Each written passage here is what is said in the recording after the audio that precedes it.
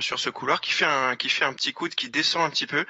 Et l'écoutille est aussi ouverte du côté de Crew Dragon. En gros, tout le monde attend là l'autorisation pour rentrer. Ils se sont vus, ils se sont fait des petits coucous et voilà, ils se sont déjà un petit peu parlé. Ils attendent tout simplement l'autorisation pour passer d'un côté et de l'autre. Euh, il y a un ordre qui est fait. On voit un petit peu le tuyau qui va jusqu'à l'écoutille de Crew Dragon qui leur permet d'amener l'air. Parce que l'air, c'est vraiment, il faut que ça circule. Ça, c'est vraiment très important sur l'ISS. C'est-à-dire que, comme on est en impesanteur, l'air ne circule pas de façon naturelle. Dans tous les modules, il faut des circulations d'air qui sont vraiment générées, donc soit par des gros ventilateurs, soit par des tuyaux comme on le voit ici au fond du couloir. Donc là, on a tout l'équipage de l'ISS qui s'est réuni pour accueillir les nouveaux entre guillemets. Donc ils seront 11. On voit Shannon Walker qui est à gauche de l'écoutille, qui est la commandante actuelle de l'ISS. Et Oleg Novitsky qui est juste à sa gauche, qui lui a commandé la capsule Soyuz MS-18 qui est arrivée la semaine dernière. Et donc les gestes de la vie quotidienne vont être et sont déjà complètement perturbés. Ah, tout à fait, c'est une routine qui est très très réglée, mais qui est totalement différente de celle qu'on fait sur Terre. Notamment, il y a beaucoup plus de sport parce qu'il faut beaucoup se muscler et s'entretenir pour faire circuler le sang, pour faire travailler les muscles, notamment ceux du bas du corps, parce que on les voit ici, ils sont tous en train de flotter. Les membres antérieurs sont pas du tout sollicités, donc il y a une perte musculaire, il y a une perte osseuse. Et c'est aussi un défi sur les voyages de longue durée que de réussir à se muscler et de réussir à survivre correctement, on va dire, à ce genre de long trajet. Maintenant, c'est quelque chose qui est relativement connu, mais tous les organismes sont différents. Donc, être astronaute, c'est aussi un petit peu être un cobaye. Ils vont donner beaucoup de leur fluide personnel, que ce soit du sang, des cheveux, de l'urine. Ils vont être prélevés un petit peu partout et tout le temps.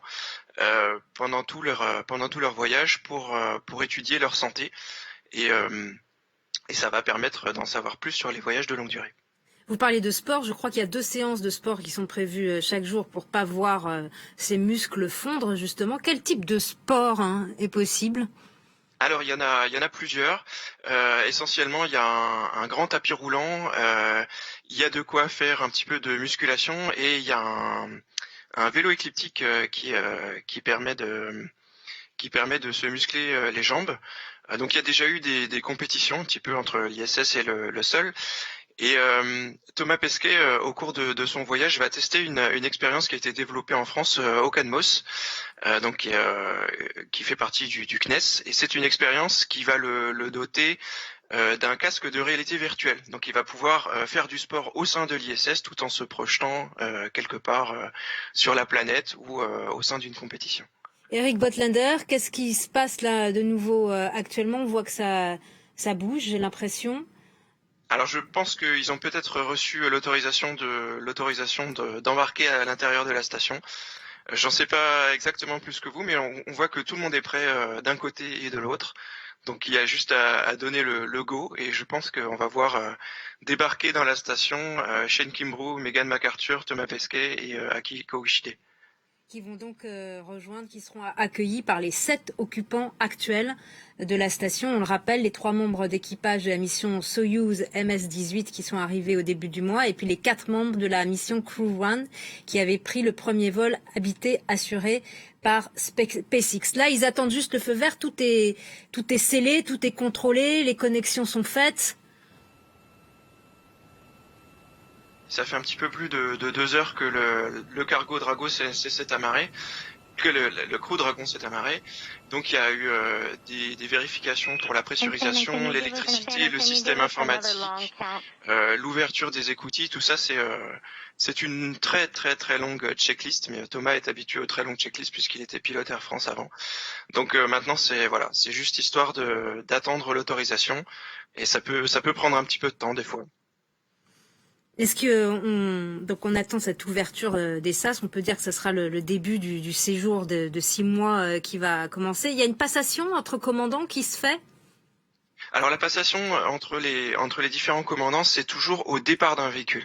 Donc là, c'est Shannon Walker qui est à gauche de la porte, à gauche de l'écoutille, qui commande l'ISS. Lorsqu'elle partira à la fin du mois avec l'équipage Crew 1, ça va être le Russe Oleg Novitsky qui va commander l'ISS pendant quelques mois. Et on l'a dit, on le sait, c'est Thomas Pesquet qui prendra ensuite le relais pour la fin de sa mission, pour les dernières semaines de sa mission. Après le départ d'Oleg Novitsky. Alors on a parlé, Xavier Pasco, de la Russie, de la Chine, des États-Unis, mais l'Union européenne, est-ce qu'elle a une ambition spatiale et surtout est-ce qu'elle a des projets? Alors l'Union européenne a des activités spatiales très diverses, mais a mis vraiment la priorité en réalité sur les satellites. L'Union européenne, ne serait-ce que par construction, parce que c'était le moyen aussi de cimenter une identité européenne dans l'espace, c'était de mettre en avant les compétences scientifiques. Et à ce titre-là, l'Union européenne est la première puissance aujourd'hui en termes d'observation de la planète, de suivi de l'environnement par de multiples satellites, par de multiples systèmes. Et à ce titre, d'ailleurs, son rang technologique est vraiment très très élevé. Elle est parfois capable de faire des choses que même les Américains ont du mal à faire. En revanche, historiquement, l'Union européenne n'a jamais investi dans l'espace habité, on va dire, dans l'exploration habitée. Et donc c'est la raison pour laquelle les lanceurs, par exemple, ont été plus consacrés au lancement de satellites qu'au lancement de navettes. Alors même si, en France, il y a eu un moment le projet d'avoir une navette Hermès qui permettrait justement d'emmener des astronautes en orbite. Mais il n'y a jamais eu d'accord sur ce sujet, des difficultés techniques, des difficultés budgétaires aussi, qui ont fait qu'en fait, il y a Ariane 5, qui était la fusée prévue pour envoyer cette petite navette Hermès, et bien Ariane 5 est devenu un lanceur de satellites, de gros satellites d'ailleurs. Et aujourd'hui, l'Union européenne, enfin l'Europe, via l'Agence spatiale européenne, a un corps d'astronautes, par exemple, l'ESA, et Thomas Pesquet donc est un astronaute de l'ESA, et donc bénéficie en fait de la possibilité d'être emmené par, là en l'occurrence une fusée américaine, ça peut être par une fusée russe dans le vaisseau Soyuz, enfin de participer à la station spatiale, parce que la station spatiale c'est un programme en coopération internationale, il y a un module européen, un module japonais, un module russe, etc. Et donc chacun peut accéder selon des échanges faits sur la base d'accords internationaux. Donc on a des astronautes, mais on n'a pas la capacité de les emmener nous-mêmes de manière autonome en orbite. Ça aujourd'hui, c'est vrai qu'en Europe, c'est quelque chose qui est encore en discussion et du coup, ça pose la question pour l'Europe aujourd'hui de la vision qu'elle a d'elle-même, on va dire, d'ici 2030-2040, dans ces grands programmes d'exploration habitée qui ont l'air de revenir au devant de la scène. Donc, on voit que les États-Unis ont ce grand projet Artemis, les Russes, les Chinois parlent chacun de leur côté à la fois d'une station et d'une exploration lunaire avec des hommes. Les Indiens aussi commencent à y penser, etc. Et l'Europe est un peu en retrait là-dessus. Aujourd'hui, on participe à Artemis. Par exemple, l'industrie européenne contribue, enfin même fabrique le module de service de la capsule Orion qui ira vers la station lunaire. Mais on est plus en coopération, on est très intégré avec les Américains sur ces domaines-là. Aujourd'hui, la question... On est à la pointe technologiquement, on n'est pas aujourd'hui... on n'initie pas un programme autonome. Voilà, ça c'est la vraie question. Et c'est vrai que c'est une question... Il faudrait le faire, d'après vous ? Il faudrait d'abord disposer d'un lanceur qui puisse emmener des astronautes. Donc ça veut dire, oui, on a la technologie, il faudrait investir un peu parce que ce sont des lanceurs particuliers, sécurisés, etc. par rapport aux lanceurs qui existent. Mais oui, Ariane 6 pourrait être adapté au lancement habité, ça c'est clair. Mais donc il faudrait des décisions politiques et des décisions budgétaires pour le faire. Ça aujourd'hui, ça reste en discussion. L'Europe, c'est 27 pays. Avec l'agence spatiale qui a aussi sa participation d'États membres, c'est assez compliqué de prendre des décisions, mais ça fonctionne quand même, ça permet d'avoir une taille critique. Ça, c'est important. Alors, vous restez bien sûr avec nous, on attend que les trappes ou les sas s'ouvrent. Xavier Pasco, avec une cérémonie donc d'accueil des nouveaux arrivants, dont Thomas Pesquet, le français. Dites-nous, Thomas, oui, aujourd'hui, ce sont des... Alors évidemment, c'est tout à fait important, cette cérémonie d'accueil. Oui. Ça rappelle la première, je dirais, entrée spectaculaire, connexion spectaculaire, c'était le programme Apollo-Soyuz en 72, où, pour la première fois, Américains et Soviétiques, à l'époque, se sont réunis dans un programme qui restait quelque chose d'assez atypique, et on se sont serré la main, et c'était la première poignée de main de la guerre froide dans l'espace. Et quand on a ce genre d'entrée et d'accueil d'équipage, ça fait toujours toujours penser à cet épisode qui était un haut fait au moment de la guerre froide, en termes de détente et de dimension géopolitique. Il y avait une dimension géopolitique très très forte, et c'est resté quelque chose qui n'a pas eu de suite en réalité entre les États-Unis et l'Union soviétique. Après, chacun est parti de son côté, puis il y a eu des tensions plus vives qui sont apparues, mais ça reste un événement historique très important dans l'espace, et toutes ces cérémonies d'accueil, cet accueil à bord du navire qu'est la station spatiale, eh bien, ça symbolise toujours un peu cette entente internationale. Benoît, quelle va être la prochaine étape? Là, on attend donc toujours l'ouverture des salles. Je voulais juste revenir, je voulais juste revenir, Judith, sur la participation de l'Agence spatiale européenne à ce projet Artemis. Sachez tout de même que la capsule Orion, qui fera le voyage entre la Terre et la Lune pour apporter et acheminer les astronautes, eh bien, l'Europe va fournir, elle, le sorte de module de service qui va assurer la propulsion, l'alimentation en électricité, en oxygène et en eau des astronautes. Cette espèce de cargo qui va opérer les manœuvres orbitales, c'est construit par Airbus à Brême en Allemagne. C'est une participation de l'ESA donc au projet Artemis, qui lui permet aussi de financer sa présence à bord aujourd'hui de la Station spatiale internationale. Donc qu'est-ce qui va se passer, que va-t-il se passer dans les prochaines minutes? Vous voyez, on attend toujours du côté de l'ISS l'ouverture du sas qui sépare encore la capsule Crew Dragon de la Station spatiale internationale. À gauche de l'image, vous apercevez Oleg Novitsky. Il le connaît bien, Thomas Pesquet, puisqu'ils ont déjà partagé un moment ensemble lors du premier séjour dans l'espace de Thomas Pesquet. Oleg Novitsky, c'est quelqu'un d'extrêmement expérimenté en Russie. C'est un ancien pilote de chasse. Il en est à son 3e séjour longue durée, lui qui a passé déjà plus de 300 jours, donc je vous le disais, dans l'espace, et dont la fonction va être notamment d'installer un nouveau module russe, puisque oui, pendant ce séjour de Thomas Pesquet, la Station spatiale internationale va s'agrandir, notamment du côté russe. Alors vous restez tous avec nous pour l'occasion. En tout cas, France 24 vous a proposé toute la semaine une série de reportages. Thomas Pesquet, la tête dans les étoiles. Nous revenons sur l'histoire de la Station spatiale internationale, l'ISS, sur son intérêt scientifique, mais aussi sur l'aspect politique de sa création. Embarquement en impesanteur à bord de l'ISS avec Sylvain Rousseau, Valérie Foisse et Adèle Gastel.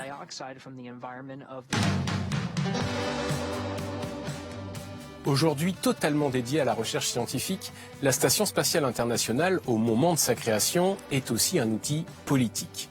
L'idée de l'ISS est lancée en 1984 et au début des années 90, le projet est toujours au point mort.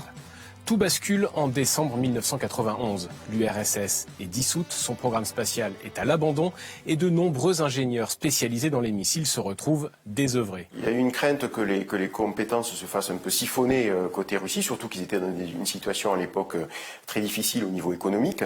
Je ne sais pas si l'objectif c'était de récupérer des personnes. Gagner en compétences, oui, pour sûr. Grâce aux compétences russes, le projet ISS ressuscite. Un accord de coopération est signé en 1993. La Station spatiale internationale devient instantanément la vitrine du rapprochement entre les ennemis d'hier. L'assemblage de ce mécano géant commence le 20 novembre 1998 à 400 km d'altitude. Une quinzaine de modules sont attachés, soit 900 mètres cubes et 2500 mètres carrés de panneaux solaires. Un laboratoire de plus de 400 tonnes, de la taille d'un terrain de football, 110 mètres de long, 74 de large et 30 mètres de haut. C'est le plus grand objet artificiel en orbite. La station file au-dessus de nos têtes à 27 600 km/h. C'est cette vitesse qui l'empêche de tomber sur Terre et permet aux astronautes d'être en impesanteur. Chaque agence est propriétaire de la station en fonction de son apport et un système d'échange très encadré est mis en place. On est copropriétaire, donc il faut savoir se partager les frais de la station. On fait ce qu'on appelle des barters, où on développe du matériel, on développe des capacités de ravitaillement, et on paye donc notre loyer, quelque part, par ce biais-là.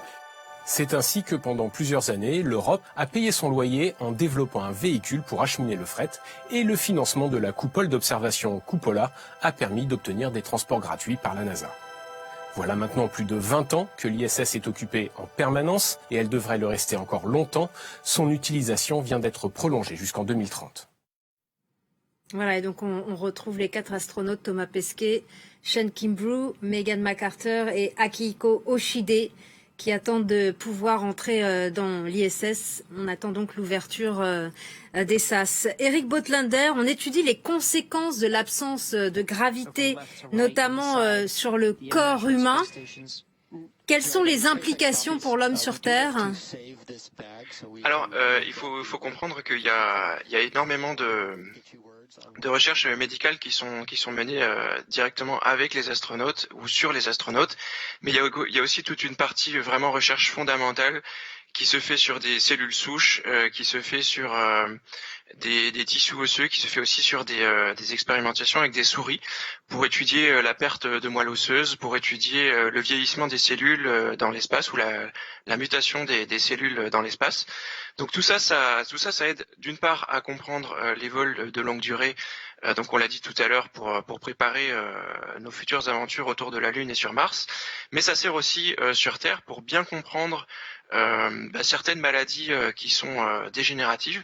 Par exemple, il y a une recherche américaine qui est centrée sur la maladie d'Alzheimer et qui est menée depuis de nombreuses années sur l'ISS. Donc ça progresse vraiment tout doucement. Ce sont des recherches qui se font sur des décennies, mais le fait d'étudier des cellules et des cristaux et des formations de cellules souches en apesanteur, ça permet d'avoir une vision qui est différente. Ça permet de mieux comprendre un petit peu les interactions sur le plan fondamental. Et ça c'est très intéressant. Ça se fait. Ce sera pas pour des médicaments ou pour des traitements qui seront faits d'ici demain ou après-demain, mais c'est sur de la recherche de très long terme. Donc ça c'est aussi une mission dont l'ISS pourra se prévaloir encore en 2030 ou en 2040. Mais donc c'est de la recherche fondamentale plus que de la recherche appliquée. Alors il y a les deux. Il y a des traitements qui sont par exemple étudiés sur des souris qui sont emmenées sur l'ISS parce que la souris subit beaucoup plus les effets de l'impesanteur par rapport à un humain. Une souris en quelques mois, c'est comme si un humain passait plusieurs années, entre 5 et 10 ans sur l'ISS. Donc on peut étudier des effets de traitement directement sur des animaux ou sur des différentes expériences qui sont emmenées là-bas. Ça permet aussi de tester, par exemple, des effets sur les effets de l'ostéoporose qui, sur les astronautes, est la plupart du temps réversible et qui, sur Terre, est connue surtout pour être une maladie due à la vieillesse qui est assez irréversible. Ils vont mener 200 expériences. Est-ce que les retombées sont définies ou pas ? Alors pas toujours. Il y a des expériences qui sont très terre à terre, comme par exemple ce qu'on disait tout à l'heure, d'avoir un casque de réalité virtuelle pour faire du sport sur l'ISS. Il y a d'autres expériences, par exemple, que Thomas va pouvoir faire avec un casque qui va étudier son sommeil en apesanteur. On connaît encore mal le sommeil des astronautes. Il y a des expériences encore plus pragmatiques, par exemple pour réduire la quantité de déchets que produisent les astronautes. Thomas va tester des emballages qui sont eux-mêmes mangeables. Donc tout ça, ça fait partie d'un ensemble d'expériences. Donc il y a une partie qui va servir directement. Par exemple, ces emballages, si ça marche à l'avenir directement, d'ici quelques années, les astronautes pourront produire moins de déchets. Donc ça, c'est très intéressant. Mais il y a aussi des expériences de très long terme, dans ce qu'on a dit, des expériences médicales, mais il y a aussi des expériences sur des matériaux, sur la fusion de certains alliages de métaux. Il y a la résistance de certains matériels qui sont placés à l'extérieur de l'ISS pendant des durées très très longues, comme par exemple 2 ans, 5 ans, 10 ans, et après on regarde comment ces matériaux-là réagissent, et ce sont après des matériaux qui sont utilisés pour construire des satellites, ou qui seront utilisés quand il faudra construire une base lunaire. On teste des choses qui sont imprimées en 3D. On teste aussi pas mal l'alimentation future des astronautes, notamment il y a un petit module qui s'appelle Veggie, qui permet de faire pousser des salades sur l'ISS. Et depuis quelques années, depuis 2015, les astronautes sont autorisés à manger une partie de leur production de salades sur l'ISS.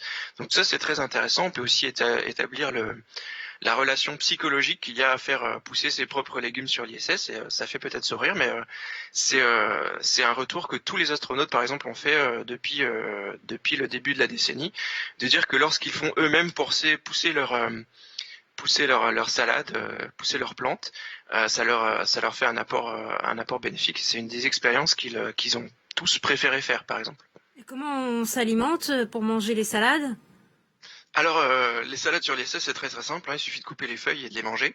Il faut être sûr que c'est une partie de la salade qui a été validée par le centre de contrôle, parce qu'il y a toute une partie après qui est congelée et ramenée sur Terre pour étude. Mais à part ça, au niveau de l'alimentation, on le sait, c'est énormément d'alimentation lyophilisée. Et lorsque les différents vaisseaux cargo peuvent arriver, les astronautes reçoivent des fruits, des légumes frais. Donc ça, c'est quelque chose dont ils sont vraiment friands. Surtout, ils reçoivent des cargos de Floride. Donc ce sont des oranges, des pamplemousses, tout ce qui est agrumes. Et après 4 semaines, ils ont plus de légumes frais. Donc c'est à ce moment-là qu'on passe sur des menus qui sont lyophilisés de plus longue durée. Ils mangent aussi des tacos, des tortillas, des petites choses comme ça. Et on le sait, Thomas a aussi emmené des menus qui lui ont été préparés par des chefs. Et donc dont il va pouvoir un petit peu partager lors des soirées sur l'ISS. Alors les soirées, c'est un petit peu particulier, il y en a pas tous les jours, parce que on a l'impression là qu'ils sont tous ensemble autour de cet écoutille, qu'ils sont toujours ensemble. Mais même à 11 personnes, c'est possible de travailler toute la journée sur l'ISS sans croiser vraiment ses collègues. Donc il y en a un qui va être dans le module européen, un autre dans le module japonais. Les Américains vont s'entraîner avec le bras robotisé, etc. Donc chacun est un petit peu de son côté dans la journée. Et souvent le soir, c'est le moment un petit peu de se retrouver après 19h30, 20h pour partager un repas, notamment le vendredi et le samedi soir. Donc là, c'est le moment où tout le monde va partager un grand moment de convivialité. C'est aussi pour ça qu'on apprend un petit peu les langues des autres, parce que c'est quelque chose qui nous rapproche, et c'est le bon moment pour parler un petit peu les chocs des cultures, comment on vit un repas en France, comment est-ce qu'on cuisine, comment est-ce qu'on mange un repas en France. C'est pas quelque chose auquel forcément les Américains, les Russes et les Japonais sont habitués. Donc c'est une bonne manière de faire un petit peu découvrir son chez-soi aux autres, tout en étant confiné à 400 km d'altitude. Alors on voit un astronaute qui est en train de se déplacer. Alors oui, on attend toujours l'autorisation de passer. Il faut visiblement toutes les procédures ne sont pas terminées du côté de Crew Dragon, parce que du côté de l'ISS, on voit les astronautes qui attendent. Là, on voit Mark Van der Eyck qui est sur la droite, qui flotte à l'horizontale. Donc ils attendent d'avoir en fait le droit d'avoir fini toutes ces procédures pour pouvoir tout simplement traverser le petit couloir que l'on voit. Les sas sont ouverts, les écoutilles sont ouvertes. On voit un petit peu tout au fond de l'image. On voit des mouvements. C'est le Crew Dragon que l'on voit au fond. Et en fait, tout simplement, ils attendent d'avoir fini leur checklist pour avoir le droit de passer. Benoît Perrochet, vous êtes notre envoyé spécial à Cap Canaveral. On se retrouve le soir, nous disait Eric Botlander, plus qu'en journée pour ces astronautes. Alors là, une fois que les sas seront ouverts, ce soir, c'est comme à l'hôtel, on va se reposer, chacun retrouve sa chambre. Dites-nous un peu. Alors là, ils arrivent, tout le monde est off dans la station spatiale internationale, tout le monde est libre, puisque le temps libre, c'est le soir, mais c'est également le week-end. On ne travaille pas le week-end à bord de la station spatiale internationale, du temps libre à partir du vendredi soir 19h jusqu'au lundi matin 6h. Comment s'organise une journée ? Ça y est, ils se retrouvent. Ça y est, les deux équipages se retrouvent. Embrassade, on voit Thomas Pesquet.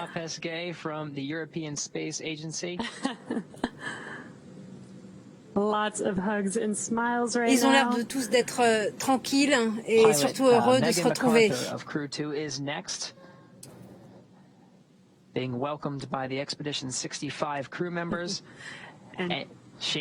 Donc là, Benoît, c'est le début des retrouvailles et ensuite il y aura la cérémonie de bienvenue. Oui, la cérémonie de bienvenue, c'est une forme de tradition au sein de la Station spatiale internationale. Cette Station spatiale internationale qui va être donc bien occupée, en tout cas ses couchettes jusqu'au 28 avril, date à laquelle la mission Crew Dragon 1 reviendra sur Terre. Cette capsule qui va amérir au large des côtes floridiennes, qui sera récupérée par des bateaux de récupération propriété de SpaceX, et qui reviendra donc ici à Cap Canaveral.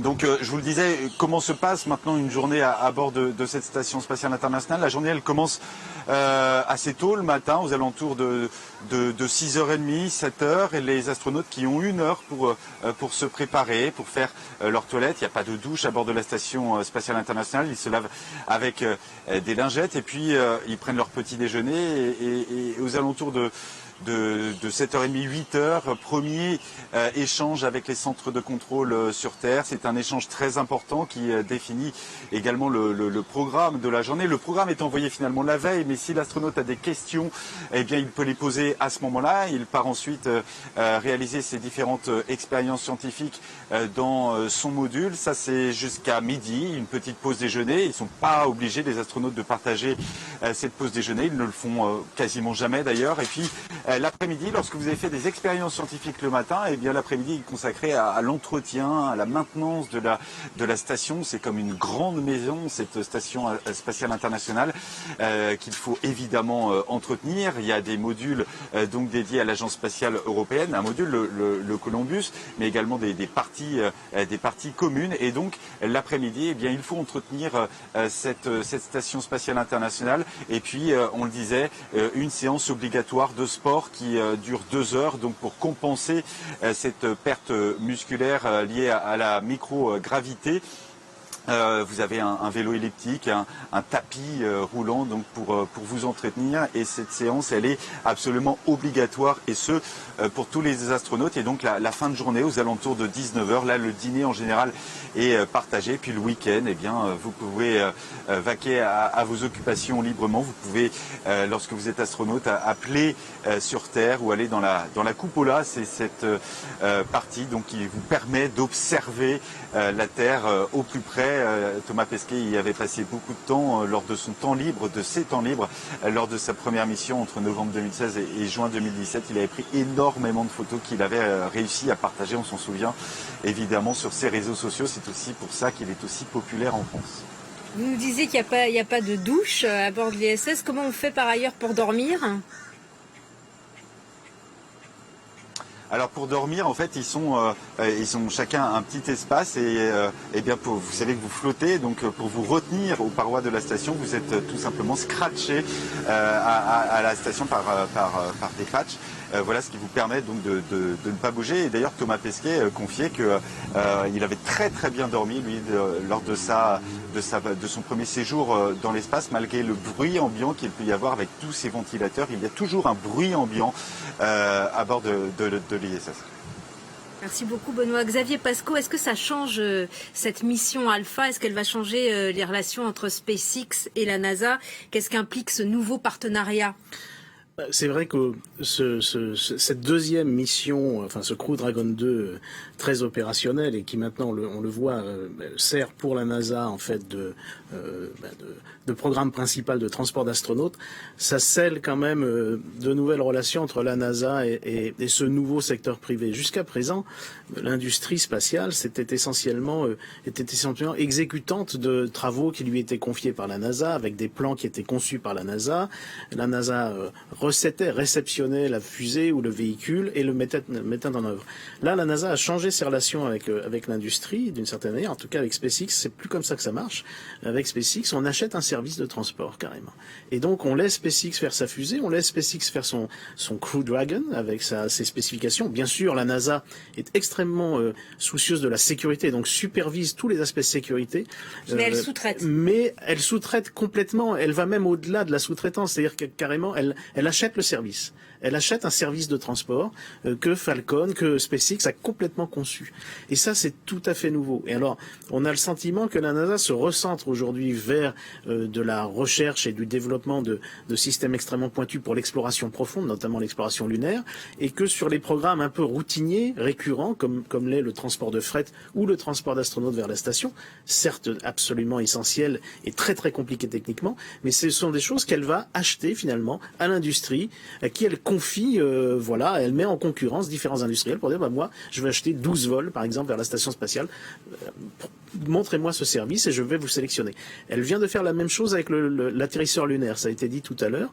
Dans son grand programme Artemis, elle a évidemment un élément technique qui est l'atterrisseur lunaire qui permettra de prendre les astronautes de la station qui sera mise en orbite autour de la Lune et de les amener à la surface de la Lune.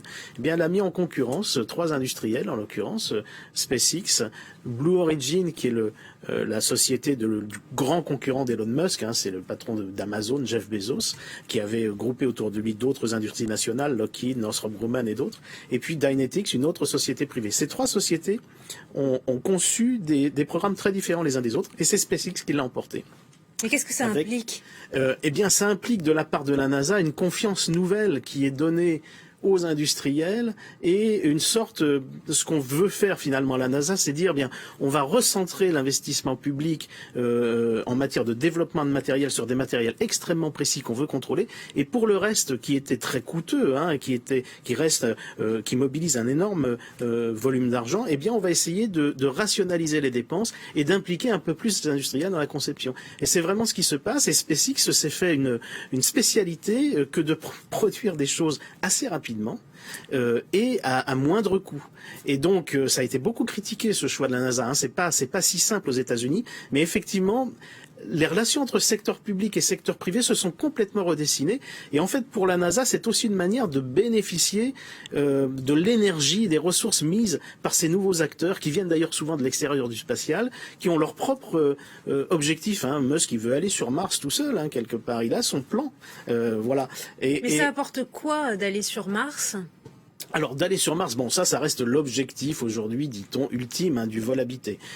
Finalement, mis à part Mars, il n'y a pas beaucoup de planètes où l'homme pourrait se déplacer. Alors il y a l'idée que, en explorant d'abord Mars, on va faire de la science. Ça, c'est une première chose. Donc des retombées scientifiques. Ça va avoir des retombées scientifiques. On va mieux connaître l'histoire de la Terre. On va éventuellement trouver des traces de vie ancienne, le cas échéant, etc. On va mieux comprendre aussi la formation du système solaire, la formation de la Terre. Donc tout ça est très important. Et puis il y a l'idée, alors chez Musk un peu, de dire, mais en plus c'est peut-être une planète sur laquelle on va pouvoir s'installer à terme, sachant que la planète Terre, c'est pas facile, etc.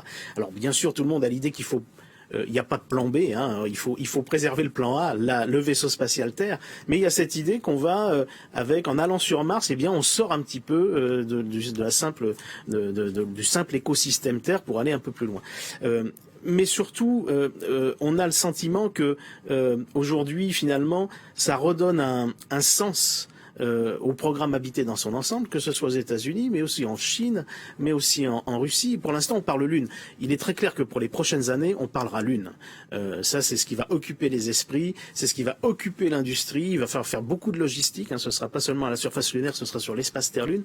Ce qu'on voit ici, l'amarrage d'un vaisseau à un autre vaisseau, ça, ce sont des techniques qui vont être très utilisées pour mettre en place toutes les grandes étapes, on va dire, ce programme. La nouveauté, par exemple, pour le programme lunaire américain, c'est d'avoir une station circumlunaire, donc qui sera un gateway, comme on dit, qui sera une station où les astronautes pourront se rendre, peut-être y rester, revenir sur Terre, ou descendre sur la Lune, revenir, redescendre sur la Lune, revenir, etc. Donc il y a cette idée d'occuper un peu différemment l'espace et d'aller au-delà des 400 km de la station spatiale. Ça, c'est le grand projet américain. Et aujourd'hui, effectivement, Chinois et Russes ont aussi un regard porté sur la Lune, avec éventuellement l'idée d'y installer une base indépendante, certes internationale, mais qui serait russo-chinoise. Donc, on voit bien que là, on est en train de passer quelque chose d'autre. Et pour les industriels que sont Musk ou qu'est Bezos, par exemple, ça représente de la logistique, ça représente du travail et du volume d'affaires, j'allais dire. Et tout ça étant quand même largement alimenté par les budgets publics considérable aux États-Unis. Et désormais, pas seulement aux États-Unis, il y a beaucoup de nations qui s'y intéressent. Donc il y a vraiment cette idée de... C'est important de rappeler que l'argent public voilà, est essentiel. On n'assiste pas à une privatisation de l'espace aujourd'hui, ce serait abusif de le dire, même si on a cette nouvelle relation qui se crée entre un secteur public qui reste très important et un secteur privé nouveau style un peu. Eric Botlander, on a parlé des retombées scientifiques. Est-ce qu'il peut y avoir, y compris pour la mission Alpha, des retombées militaires ? Militaire, pas vraiment. Il faut savoir quand même que la station spatiale internationale ne permet pas de développer, à cause des accords, ne permet pas de développer des ressources militaires, et ils sont pas du tout là pour ça. Cela étant, bon, il y a une certaine militarisation de l'espace que l'on peut constater ces derniers temps, mais pour l'instant, on va dire l'ISS est un petit peu exclu, et c'est tant mieux de ce genre de débat. Pour terminer, donc on a vu les astronautes de la capsule Crew Dragon qui sont bien entrés dans la station spatiale internationale. Cette cérémonie d'accueil, on voit Thomas Pesquet au centre, qui se prépare pour 6 mois, qui a l'air parfaitement serein, prêt. Ils donnent tous le sentiment d'une force tranquille. Il faut voir aussi que là maintenant c'est un petit peu le moment où tout le monde peut souffler. L'arrivée sur l'ISS, c'est quand même une fête. La préparation au décollage, c'est une période qui est relativement fatigante quand même pour les astronautes, parce que ils sont très sollicités, il y a du stress. Le décollage, c'est quand même peut-être avec les dernières phases de l'atterrissage le moment le plus dangereux de la mission. C'est quelque chose à laquelle ils sont très préparés, mais ça reste un moment de stress qui est très intense. L'amarrage, c'est très long. Il y a énormément de procédures à suivre. Il faut se préparer, il faut faire le vide mentalement. Donc là, c'est un moment où ils peuvent un petit peu, entre guillemets, se lâcher. Ils sont arrivés, la mission va pouvoir commencer. En plus, ils vont commencer par un week-end, donc on peut leur souhaiter que ce soit relativement tranquille. Et voilà. Et donc ils sont juste, je pense, très contents d'être tous ensemble, tous arrivés. Et les opérations vont pouvoir commencer lundi matin sur le pont très très rapidement, quoi. Eh bien, merci beaucoup à vous tous, à Xavier Pasco d'avoir été avec nous pour cette édition spéciale. Merci à vous, Eric Botlander. Merci à Benoît Perrochet depuis la Floride, qu'on retrouve dans le journal de 14h. Merci à Didier Mesgar et à Bruno Rover, ainsi qu'à Baptiste Falvoz. Merci à vous tous d'avoir suivi cette édition spéciale pour l'arrivée des astronautes de la capsule Crew Dragon.